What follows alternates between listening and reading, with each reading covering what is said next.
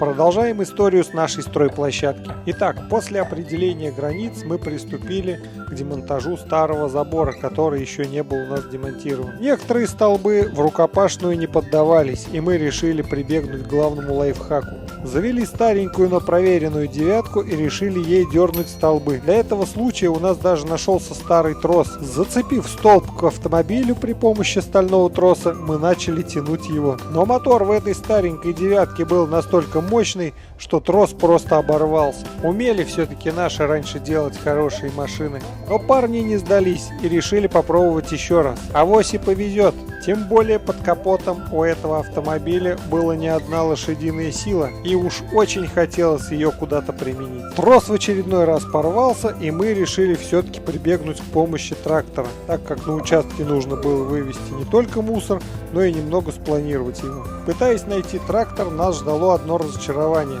Трактор найти была целая проблема. На поиск техники мы убили практически 3 целых дня. Но когда дождались долгожданную машину, она пробила колесо на подъезде к участку.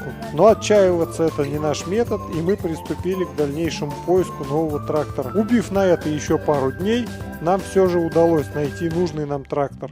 С очередным трактором нам также немного не повезло. У него порвался гидравлический шланг, но его удалось поменять примерно часа за 2, а может быть и за 3. Мы продолжили нашу работу. Но если вы внимательно смотрели прошлые видео, на них я говорил, что мусора у нас осталось примерно на 2 КАМАЗа. Но на 2 КАМАЗа именно средних, которые были у нас в прошлый раз. Но в этот раз нас решили немного перехитрить и пригнали 2 небольших КАМАЗа для увеличения количества рейсов. Хочу надеяться, что злого умысла у водителей КАМАЗа, наверное, не было, но получилось так, как получилось. В прошлый раз за маленький КАМАЗ мы оставляли по 4500 рублей за каждый. За большой КАМАЗ мы отдавали 5500 рублей, как и получилось в этот раз. Позвонив своим хорошим знакомым, работающим на КАМАЗах, попросил выручить меня и пригнать большие машины для вывоза мусора. Цена оказалась у них, как и в прошлый раз, по 5500 рублей, что меня вполне и устраивало. К вывозу мусора подходили ответственно, чистили участок как будто свой, за что им отдельное огромное спасибо. Номер водителей добавлю к себе в описании, так что можете звонить им, обращаться.